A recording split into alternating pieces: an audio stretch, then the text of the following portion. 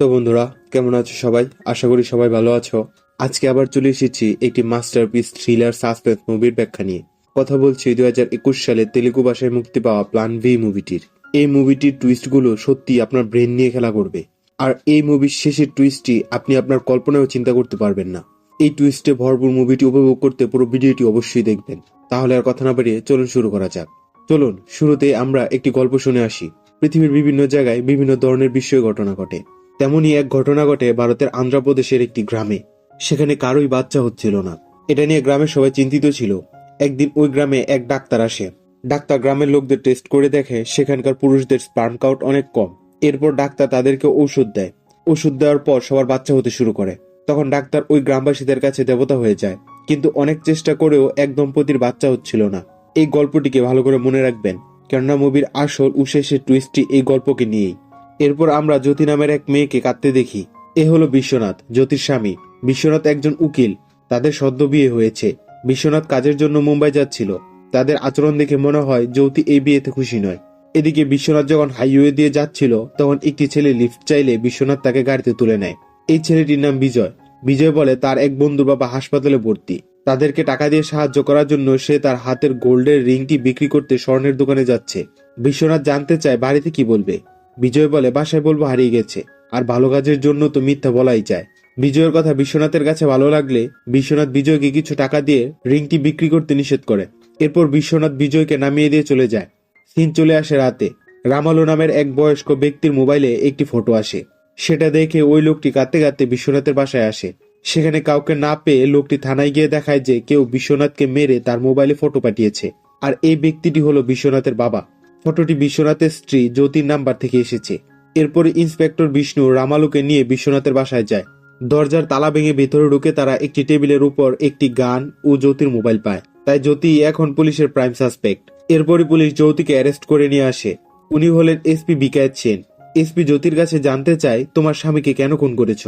জ্যোতি বলে আমার স্বামী তো অনেক ভালো মানুষ, আমি কেনই বা তাকে খুন করতে যাব।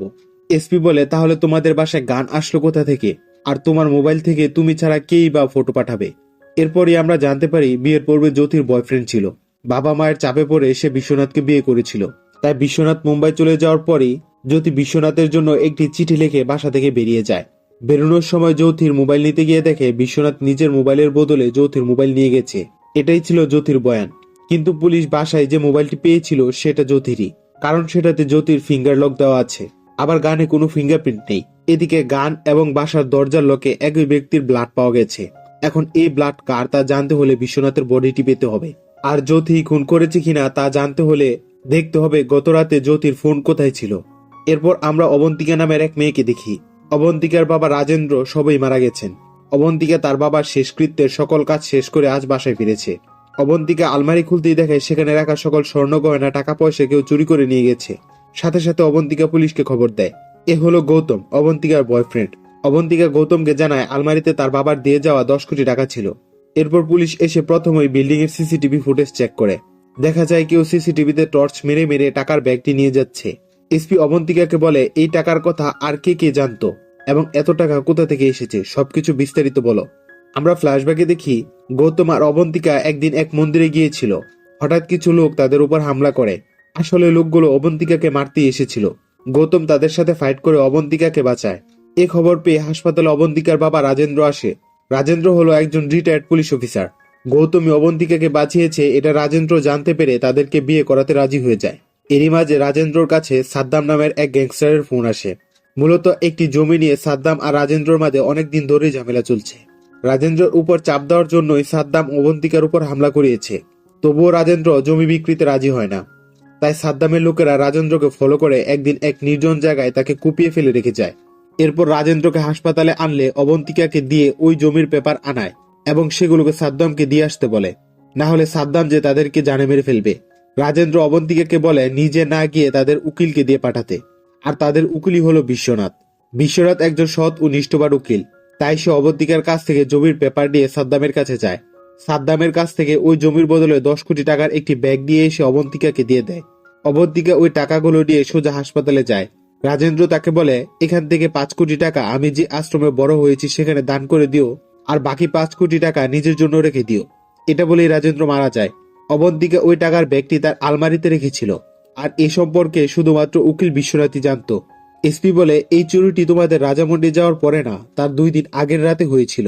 অবন্তিকা জানায় ওই দিন সন্ধ্যা 7টায় সে গৌতমের সাথে বের হয়েছিল, আর প্রায় রাত 11টায় বাসায় ফিরেছিল। তবে আজকের আগে সে আর আলমারি চেক করেনি।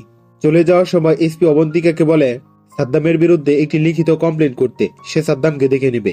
কিন্তু রাজেন্দ্র মারা যাওয়ার আগে বলে গিয়েছিল যে সে যেন কখনো সাদ্দামের বিরুদ্ধে কমপ্লেন না করে, তাই অবন্তিকা এসপির কথায় রাজি হয় না। এদিকে জ্যোতির ফোনের লোকেশন ট্রেস করে জানা যায় ওই দিন ফটো পাঠানোর সময় জ্যোতির ফোন বুধ বাংলোতে ছিল। তখনই বিষ্ণুর কাছে খবর আসে যে বুধ বাংলোতে বিশ্বনাথের বডি পাওয়া গেছে। সেখানে গিয়ে দেখা যায় কেউ হেডশট দিয়ে বিশ্বনাথকে খুন করেছে। ক্রাইম সিন দেখে বোঝা যাচ্ছে যে এখানে কোনো দস্তাদস্তি হয়নি, তার মানে যে খুন করেছে সে বিশ্বনাথের পরিচিত। এখন কথা হলো, যে বিশ্বনাথ মুম্বাইয়ের উদ্দেশ্যে রওনা দেয় সে এখানে কি করতে এসেছিল। পুলিশের সন্দেহ হয় জ্যোতি লাভার হয়তো এটা করেছে। এদিকে অবন্তিকাদের একমাত্র সন্দেহ ছিল বিশ্বনাথ, সেও এখন মৃত। অবন্তিকা ধরে নেয় যে সে আর টাকা ফেরত পাবে না। আবার রাজেন্দ্র শেষ ইচ্ছা ছিল আশ্রমে 5 কোটি টাকা দান করবে। গৌতম অবন্তিকার কান্না দেখে বলে, চিন্তা করো না, আমি আমার গ্রামের জমিগুলো বিক্রি করে দিব, ওই টাকাগুলো তুমি আশ্রমে দান করে দিও। আমরা বিয়ে করতে চলেছি, তাই এখন যা আমার তা তোমার, যা তোমার তা আমার। অন্যদিকে বিষ্ণু এসপি কে জানায় খুনের পর কিলার বিশ্বনাথের একটি আঙ্গুল কেটে নিয়ে গেছে, যেটা সে করেছে গুলি করে, আর মাটিতে ওই গুলিটিও আমরা পেয়েছি। এখন প্রশ্ন হচ্ছে কিলার বিশ্বনাথের আঙ্গুল নিয়ে কি করবে। আবার বডির পাশে একটি 500 টাকার নোটের কাটা অর্ধেক অংশ পাওয়া যায়। অবশ্য অবন্তিকার কাছ থেকে জানা গেছে যে তার যে ব্যাগটি চুরি হয়েছে সেটাতে সবগুলো 2000 টাকার নোট ছিল, তার মানে এই নোট ওই ব্যাগের নয়। আবার ডেড বডির 100 মিটার দূরত্বে কিছু বিয়ারের বোতল পাওয়া গেছে। পুলিশের ধারণা এরাই হয়তো বিশ্বনাথকে খুন করেছে। অন্যদিকে গৌতমকে দেখা যায় কাপড় ওয়াশিং মেশিনে দিচ্ছে। তখনই সে একটি প্যান্টের পকেট থেকে 500 টাকার নোটের একটি কাটা অংশ পায়। গৌতমের মনে পড়ে বিশ্বনাথের বডির কাছেও 500 টাকার একটি নোট পাওয়া গিয়েছিল। মূলত ওই প্যান্টটি ছিল তার ছোট ভাই বিজয়ের, যাকে আমরা প্রথমেও দেখেছিলাম। গৌতম সাথে সাথে বিজয়কে নিয়ে পুলিশ স্টেশনে চলে আসে। গৌতম এসপির হাতে ওই কাটা নোটটি দেয় আর বলে দেয় যে এটা বিজয়ের প্যান্টের পকেট থেকেই পাওয়া গেছে। বিশ্বনাথের বডির পাশে পাওয়া ওই নোটটির সাথে এটি একদম মিলে যায়। এরপর বিজয়কে জিজ্ঞাসাবাদ করলে বিজয় জানায় ওই দিন বিশ্বনাথ বিজয়কে টাকা দেওয়ার পর বিজয় জোরপূর্বক বিশ্বনাথকে ওই রিংটি দিয়ে দিয়েছিল। এরপরই আমরা জানতে পারি বিজয় বিশ্বনাথকে মিথ্যা কথা বলে বোকা বানিয়েছিল, এমনকি রিংটিও নকল ছিল। বিশ্বনাথ বিজয়কে 5000 টাকা দিয়েছিল, যার মধ্যে একটি নোট কাটা ছিল। বিজয় ওই কাটা নোটটি পকেটে রেখে বাকি টাকা দিয়ে বন্ধুদেরকে নিয়ে বোধ বাংলোর পাশে পার্টি করছিল। তখনই হঠাৎ তারা একটি গুলির আওয়াজ পায়। তারা এগিয়ে গিয়ে দেখে বিশ্বনাথকে কেউ গুলি করেছে। বিজয়ের বন্ধুরা যখন জানতে পারে বিশ্বনাথই টাকা দিয়েছিল, তখনই তারা ভয়ে সেখান থেকে পালিয়ে যাচ্ছিল। একসময় বিজয়ের মনে পড়ে যে তার রিংটি তো বিশ্বনাথের কাছে আছে, তাই সে রিংটি আনতে আবার ফেরত আসে। কিন্তু বিশ্বনাথের 2 হাতের কোন আঙ্গুলে সে রিংটি পায় না। রিংটি না পেয়ে বিজয় ঘাবড়ে যায়। তখনই পকেট থেকে রুমাল বের করার সময় ওই কাটা নোটটি মাটিতে পড়ে যায়। এরপর বিজয়রা ফিরে আসে। তার মানে বিজয়ের কথা মতো আঙ্গুলে কোনো রিং ছিল না, কিন্তু আঙ্গুলগুলো ঠিকই ছিল। এর মানে কিলার বিজয়রা চলে যাওয়ার পর আবার এসে বিশ্বনাথের আঙ্গুল নিয়ে গেছে, আর ওই আঙ্গুলের জন্যই হয়তো এত কিছু হয়েছে। এরপর বিষ্ণু সাইবার সেলে গিয়ে জানতে পারে ওই দিন বিশ্বনাথের মোবাইলটি তার বাড়িতেই ছিল, যেমনটা জ্যোতি বলেছে, কিন্তু ফোনটি শুধুমাত্র 2 মিনিটের জন্যই অন করা হয়েছিল, এখনো বন্ধ। আবার অন করলে লোকেশন ট্রেস করা যাবে। বিষ্ণুর ধারণা কিলার হয়তো মোবাইলের জন্য ওই আঙ্গুলটি এনেছিল, তাই বিশ্বনাথের বাড়ির চারপাশে খোঁজাখুঁজি করে একটি টবে ওই আঙ্গুলটিও পাওয়া যায়।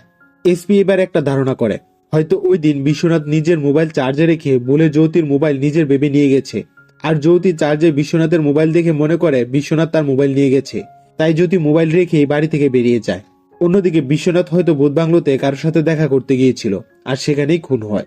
কিলারি হয়তো বিশ্বনাথের আঙ্গুল কেটে বিশ্বনাথের বাসায় এসে তার মোবাইলের লক খুলে সেটা থেকে কিছু একটা ডিলিট করে গেছে। তার সাথে খুনটি জ্যোতি করেছে এটা বোঝানোর জন্য জ্যোতির মোবাইল থেকে ফটো বিশ্বনাথের বাবার নাম্বারে পাঠিয়েছে। তবে এটা শুধুই ধারণা। এই ধারণার ভিত্তি করে জ্যোতিকেও নির্দোষ ভাবা যাবে না। হতে পারে জ্যোতি কাউকে সুপারি দিয়েছিল। এখন খুঁজে বের করতে হবে কিলার বিশ্বনাথের মোবাইল থেকে কি ডিলিট করেছিল, আর এটা বের করতে হলে মোবাইলটি আগে খুঁজে বের করতে হবে। পরের সিনে আমরা গীতা নামের এক মেয়েকে দেখতে পাই। সে তার স্বামী ঋষির ঘুম ভাঙাতে গিয়ে দেখে কেউ ঋষিকেও হেডশট দিয়ে খুন করেছে। খবর পেয়ে এসপিরা আসে। গীতা এসপিকে জানায় গত রাতে আমি দরজা বন্ধ করেছিলাম, আর সকালে দরজা খুলে দেখি এই অবস্থা। এসপির কথা, বন্ধ রুমে কিভাবে বাহির থেকে কেউ এসে খুন করে যাবে। এসপি গীতাকে বলে গত রাতে ঠিক কি কি হয়েছিল বিস্তারিত বলতে। আমরা ফ্ল্যাশব্যাকে দেখি ঋষি গত রাতে অনেক ড্রিঙ্ক করে বাসায় ফিরেছিল। গীতা বলে এর জন্যই কি তোমার মোবাইল বন্ধ করে রেখেছ? ঋষি বলে তার মোবাইলটি হারিয়ে গেছে, এরপর অনেক রাতে গীতারা যখন ঘুমে তখন ঋষির নাম্বার থেকে ফোন আসে। গীতা ফোনটি রিসিভ করলে একজন বলে, আমি এই মোবাইলটি পেয়েছি, আপনি এসে নিয়ে যান। গীতা বলে, এত রাতে আমি কিভাবে যাব? অপর পাশের লোকটি বলে, তাহলে অ্যাড্রেস দিন, আমি আসছি। এরপর গীতা লোকটিকে অ্যাড্রেস দিয়ে অপেক্ষা করতে থাকে। অনেকক্ষণ পর লোকটি ফোন করে বলে, আমি আপনার গেটের সামনে দাঁড়িয়ে। এরপর গীতা গেটে অনেকক্ষণ দাঁড়িয়ে অপেক্ষা করে। তখন ঋষির মোবাইলটিও বন্ধ পাচ্ছিল। গীতা ভেতরে চলে আসার সময় দেখে দরজার সামনে ঋষির মোবাইলটি পড়ে আছে। আশেপাশে কাউকে না দেখতে পেয়ে গীতা দরজা বন্ধ করে ঘুমিয়ে পড়ে। এরপর সকালে ঘুম থেকে উঠে দেখে এই অবস্থা। এসপি ধারণা করে ওই ফাঁকেই হয়তো কিলার ঋষিকে খুন করে গেছে। এদিকে ঋষির হাতে লেখা 7টি নাম্বার পাওয়া যায়। বিষ্ণু বলে, হতে পারে এটা কোনো নাম্বার নয়তো কোনো ক্লু, কিন্তু নম্বর হলে তো আরো 3টি নাম্বার থাকার কথা। এখন মোবাইল নম্বর বের করতে হলে তাদের 1000 নাম্বারের একটি ইকুয়েশন ব্যবহার করতে হবে। এরপরই শুরু হয় ওইসব নাম্বারের যাচাই কার্য। তবে ঋষির বন্ধু ও আত্মীয় স্বজনদের মাঝে চেক করতে নম্বরটি গৌতমের মোবাইল নম্বরের সাথে মিলে যায়। আসলে গৌতম ঋষির আত্মীয়। এসপি বলে, যে গৌতম নিজের আপন ভাইকে পুলিশের হাতে তুলে দিয়েছে সে খুন করতে পারে না। বিষ্ণু বলে, তাহলে হয়তো ঋষি গৌতমের নাম্বার লিখে কোনো ক্লু দিতে চাইছে। এরপর গৌতমকে থানায় ডাকা হয়, কিন্তু গৌতম জানেই না যে ঋষির খুন হয়েছে। এসপি জানতে চায় যে ঋষির সাথে কারো কোনো শত্রুতা আছে, এমন কিছু তোমায় বলেছে? গৌতম বলে, ঋষি একবার বলেছিল কেউ তাকে মেরে ফেলার হুমকি দিচ্ছে। এসপি বলে, ঋষি কি তোমায় বলেনি কেন বা কে তাকে হুমকি দিচ্ছে? গৌতম বলে, ঋষি বলেছিল তার কাছে নাকি তাদের টাকা ছিল, আর সেটা ফেরত দিতেই তাকে হুমকি দিচ্ছিল। একদিন ঋষি আমাকে একটি নম্বরও দিয়েছিল। গৌতমের দেওয়া নম্বরটির ডিটেলস বের করতেই দেখা যায় সেটা সাদ্দামের ডান হাত মুন্নার নাম্বার। এরপর মুন্নাকেও খুঁজে বের করে অ্যারেস্ট করা হয়। এসপি মুন্নাকে জিজ্ঞাসাবাদ করলে মুন্না বলে, ওই সময় সাদ্দামের দেওয়া হুমকিতেও রাজেন্দ্র কাবু হচ্ছিল না, তাই মুন্না রাজেন্দ্রকে কুপিয়ে ফেলে এসেছিল। এরপর রাজেন্দ্র যখন সাদ্দামকে ওই জমির কাগজপত্র দিয়ে দেয়, তারপর মুন্না আবার হাসপাতালে যায় রাজেন্দ্রকে খুন করার জন্য। সেখানে গিয়ে মুন্না ওই 10 কোটি টাকার কথা জানতে পারে। এরপর মুন্না অবন্তিকাকে ফলো করে। অবন্তিকারা যেদিন বাড়ি থেকে বেরিয়েছিল সেদিনই মুন্না সিসিটিভিতে টর্চ মেরে মেরে অবন্তিকার ঘর থেকে ওই টাকার ব্যাগটি চুরি করে নিয়ে আসে। কিন্তু এই টাকা নিজেদের কাছে রাখা রিস্ক বলে তারা পুরানো একটি গাড়ির ডিগিতে তা রাখতে যাচ্ছিল। তখন এই ঋষি বাইক নিয়ে সেখান দিয়ে যায়। মুন্নারা মনে করে ঋষি তাদেরকে দেখে ফেলেছে, তাই তারা ব্যাগটি আর গাড়িতে না রেখে অন্য একটি জায়গায় রেখে যায়। এরপর ভোরবেলা তারা টাকার ব্যাগটি নিতে এসে দেখে সেখানে ব্যাগটি নেই। তখন মুন্না ধারণা করে গত রাতে ঋষি যেহেতু তাদেরকে দেখেছে, তাহলে ঋষি ব্যাগটি নিয়ে নিতে পারে। এর জন্য মুন্না দল নিয়ে ঋষির কাছে গিয়ে ঋষিকে হুমকি দেয়। যাওয়ার সময় মুন্না ঋষিকে একদিনের সময় দিয়ে তার নম্বরটি ঋষির মোবাইলে সেভ করে দিয়ে যায়। মুন্না এসপিকে বলে, স্যার আমি শুধু হুমকি দিয়েছিলাম, ঋষিকে আমি খুন করিনি। এখানে আমরা গৌতমের কথা মতো ঋষির হুমকির ব্যাপারটা সত্যতার প্রমাণও পেয়েছি। তাহলে কি ঋষি আর বিশ্বনাথের খুনি একই? আবার দুজনকে আলাদা আলাদা গান দিয়ে শুট করা হয়েছে। তাহলে কি তাদের দুজনের খুনের পিছনের আলাদা আলাদা স্টোরি রয়েছে? এসপি কিছু একটা ভেবে পরের দিন গীতাকে থানায় ডাকে। জানতে পারা যায় গীতার মোবাইলে অটোমেটিক কল রেকর্ডার রয়েছে এবং সে রাতের একটি ভয়েস রেকর্ডও পাওয়া যায়। এসপি রেকর্ডটি শোনা মাত্রই ফোর্স নিয়ে বেরিয়ে পড়ে, কারণ সে রেকর্ডটি থেকে একটি ক্লু পেয়েছে। সিন শিফট হয় অবন্তিকার বাসায়। গৌতম 5 কোটি টাকা সমেত অবন্তিকার কাছে একটি ব্যাগ নিয়ে আসে। সেটি দেখা মাত্রই অবন্তিকা চিনতে পারে যে এটাই সেই ব্যাগটা যেটা চুরি হয়েছিল। অবশ্য গৌতম বলে যে সে তার গ্রামের জমি বিক্রি করে এই টাকা নিয়ে এসেছে, কিন্তু অবন্তিকাও সব বুঝে যায়। অবন্তিকা গৌতমকে বলে, অবশেষে তুমি এই টাকা চুরি করলে। গৌতমও বুঝতে পারে যে সে ধরা পড়ে গেছে, তাই সে অবন্তিকাকে চড় মেরে ফেলে দেয়।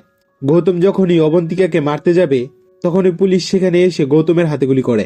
এখন প্রশ্ন হলো, গৌতমই যে এইসব করেছে তা পুলিশ কি করে জানলো? এসপি গৌতমকে কিছু ফটো দেখায় যেখানে গৌতম বিশ্বনাথের হাতে শুট করছে।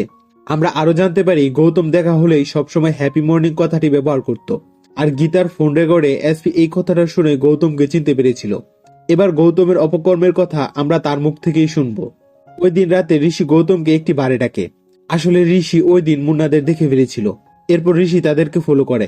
মুন্নারা ব্যাগটি রেখে চলে গেলে ঋষি ওই ব্যাগটি নিয়ে আসে, কিন্তু এখন মুন্নার দেওয়া হুমকিতে ঋষি ভয় পেয়ে যায়। তাই ঋষি গৌতমের কাছে অনুরোধ করে তার হয়ে গৌতম যেন টাকার ব্যাগটি মুন্নাদের দিয়ে আসে। তোর ভাবি যদি এইসব জানে তাহলে অনেক সমস্যা হবে। গৌতম এতে রাজি হয়ে যায়। এরপর ঋষি গৌতমকে মুন্নার নাম্বার দিয়ে ওয়াশরুমে যায়। 10 কোটি টাকার লোভ গৌতম সামলাতে পারেনি।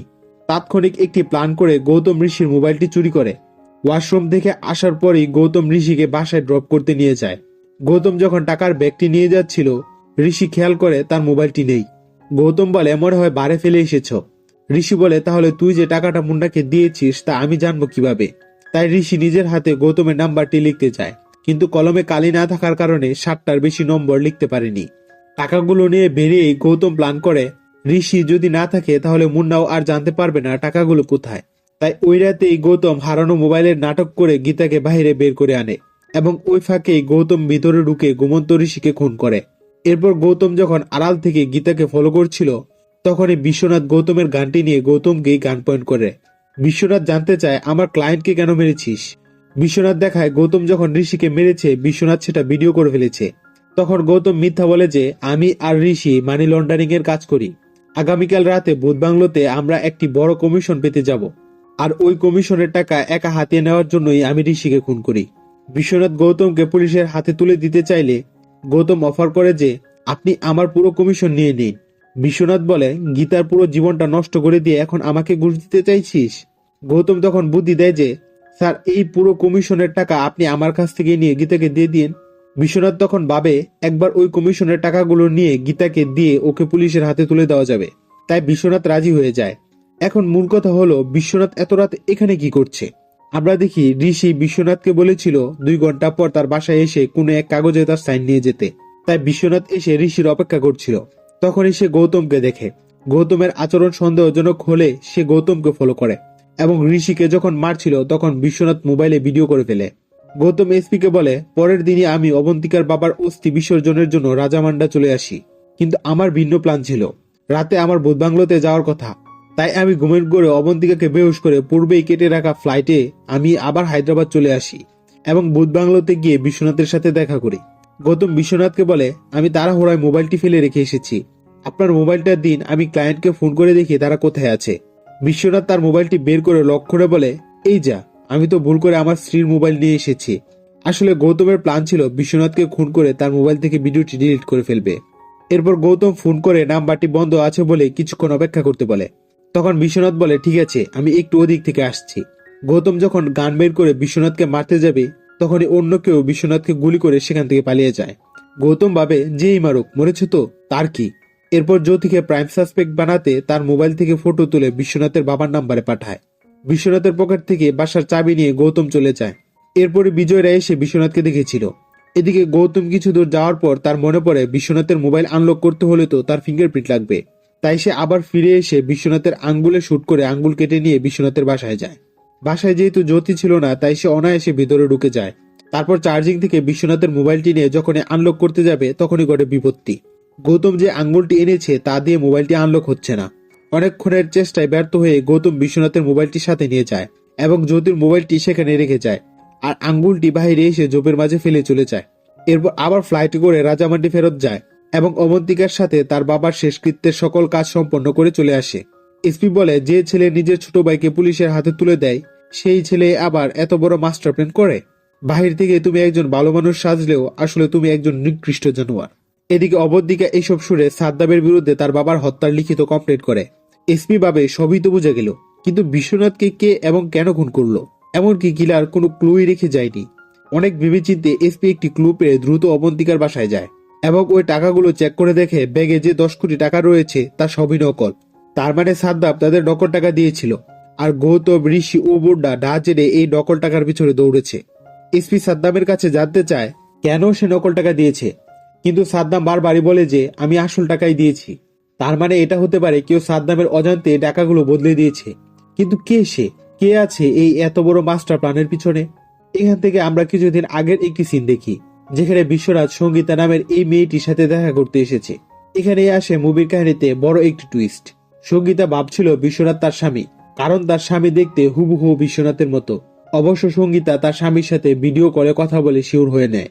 এরপর বিশ্বনাথ তার পরিচয় দিয়ে সঙ্গীতাকে ওই গল্পটি শোনায় যেটা আমরা মুভির প্রথমে শুনেছিলাম। মনে আছে আন্ধ্রপ্রদেশের একটি গ্রামে কারো বাচ্চা হচ্ছিল না, এরপর একজন ডাক্তার এসে ওষুধ দিল এবং সবার বাচ্চা হয়, আর ওই ডাক্তারই ছিল বিশ্বনাথের আসল বাবা। গ্রামের সবার বাচ্চা হলেও এক দম্পতির কোনোভাবেই বাচ্চা হচ্ছিল না। তাদের নাম ছিল রাজাপ্পা ও শঙ্করাম্মা। আসলে রাজাপ্পা বন্ধা ছিল, তাই ডাক্তার বলেছিল তাদের বাচ্চা হওয়ার একটি উপায় রয়েছে, আর তা হলো আর্টিফিশিয়াল ইনসেমিনেশন। যদি কোনো ডোনার স্পাম পাওয়া যায় তাহলে তাদেরও বাচ্চা হবে। গ্রামের মানুষ তারা কি আর এত কিছু বুঝে, তাদের শুধু বাচ্চা লাগবে। তাই তারা ডাক্তারকে অনুরোধ করলে ডাক্তার নিজের স্পাম দিয়ে এই এক্সপেরিমেন্ট শুরু করে। কিছুদিন পর রাজাপ্পাকে একটি খুনের দায়ে অ্যারেস্ট করে নিয়ে যাওয়া হয়। অন্যদিকে শঙ্করাম্মার উপর ওই এক্সপেরিমেন্ট সফল হলে শঙ্করাম্মা প্রেগনেন্ট হয়ে যায়। আবার সাথে সাথে ডাক্তারের নিজের ওয়াইফের উপরও এক্সপেরিমেন্ট করায় সেও ওই একই স্পার্ম দ্বারা প্রেগনেন্ট হয়। একই বাবার একই স্পার্ম দ্বারা এক্সপেরিমেন্ট করায় দুজনই একই চেহারা বিশিষ্ট দুজন পুত্র সন্তানের জন্ম দেয়, যা দেখে গ্রামের সবাই কনফিউজড হয়ে যায়। আসল সমস্যা হয় রাজাপ্পা যখন জেল থেকে ফেরত আসে তখন। গ্রামের সবাই বলতে থাকে তোর স্ত্রীর ডাক্তারের সাথে অবৈধ সম্পর্ক ছিল, যার ফলেই তোর সন্তানের জন্ম হয়েছে। আবার গ্রামের সবার কথা শুনতে পেয়ে ছেলে মায়ের কাছে জানতে চায় গ্রামের সবাই যা বলছে তা কি সত্যি। শঙ্করাম্মা শুধু বলে যে ডাক্তারের জন্যই তোমার জন্ম হয়েছে। আর এই কথা রাজাপ্পা শুনে ফেলে। রাজাপ্পা মনে করে যে গ্রামের সবাই তাহলে সত্যি কথা বলছে, তাই রাগের বশে রাজাপ্পা শঙ্করাম্মাকে খুন করে। আর ছেলেও মায়ের মৃত্যু সহ্য না করতে পেরে হাতুড়ি দিয়ে রাজাপ্পাকেও খুন করে। রাজাপ্পার ছেলেও ধরে নেয় যে ডাক্তারের জন্যই এইসব হয়েছে, তাই রাগের বশে সে ওই হাতুড়ি দিয়ে ডাক্তার এবং তার স্ত্রীকে নির্মমভাবে হত্যা করে। ডাক্তারের ছেলে পালানোর চেষ্টা করলে রাজাপ্পার ছেলে নিজেকে ডাক্তারের ছেলে বলে পরিচয় দেয়, আর ডাক্তারের ছেলেকে রাজাপ্পার ছেলে বলে পুলিশের হাতে তুলে দেয়। এই বিশ্বনাথই হলো ডাক্তারের ছেলে, যার নাম ছিল অবিরাম, আর রাজাপ্পার ছেলের নাম ছিল বিশ্বনাথ। জেল থেকে বের হওয়ার পর থেকে বিশ্বনাথ ওই অবিরামকে খুঁজে বেড়াচ্ছিল। এরপর খোঁজ পেয়ে আজ সঙ্গীতার সাথে দেখা করতে এসেছে। এদিকে অবিরাম আর সঙ্গীতারও সদ্যই বিয়ে হয়েছে। বিয়ের পরই সঙ্গীতা অবিরামের আসল চেহারা দেখতে পায়, তাই এখন সঙ্গীতা ডিভোর্স নেওয়ার চেষ্টা করে যাচ্ছে। অন্যদিকে ডিভোর্স দিবে না বলে অবিরাম ও সঙ্গীতাকে খুঁজে বেড়াচ্ছিল। তাই বিশ্বনাথ বুদ্ধি দেয় যে এখান থেকে বের হতে চাইলে আমি যখন যেভাবে বলবো তুমি আমার দেওয়া পোশাক পরিয়ে ওকে ওই লোকেশনে নিয়ে আসবে। বিশ্বনাথের কথা মতো সঙ্গীতা ওই দিন অবিরামকে বুধবাংলোতে নিয়ে আসে।